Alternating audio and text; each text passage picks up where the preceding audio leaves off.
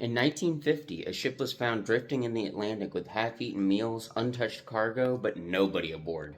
Welcome back to Creepy History, where we uncover mysteries that sound too strange to be true.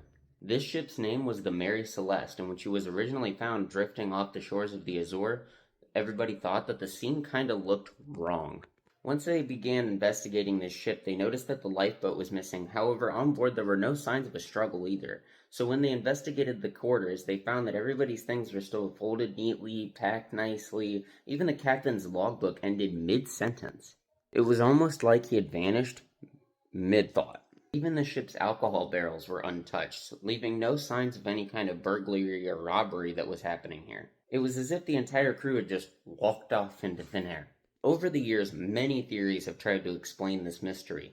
Crazy waves, accidental fuming from poisonous gases on the ship, mutiny, but none of them really seem to make any sense. However, to this day, almost every theory that was offered doesn't really quite sit right because the ship was seaworthy and the weather was calm at the time. To even further add to the weirdness of this mystery of the Mary Celeste, years later on its first voyage, the captain ended up dying. This led some to believe that the ship, the Mary Celeste, was cursed from the very first voyage. To this day, the mystery of the Mary Celeste still remains one of the creepiest maritime mysteries in history. Just a ghost ship adrift in the Atlantic, carrying nothing but mysteries. So, what do you think happened aboard the Mary Celeste? Was it mutiny, or something far more mysterious? If you like this type of content, make sure to hit that plus button, drop me a comment over here, let me know what your theories are, and stay tuned for the next episode of Creepy History.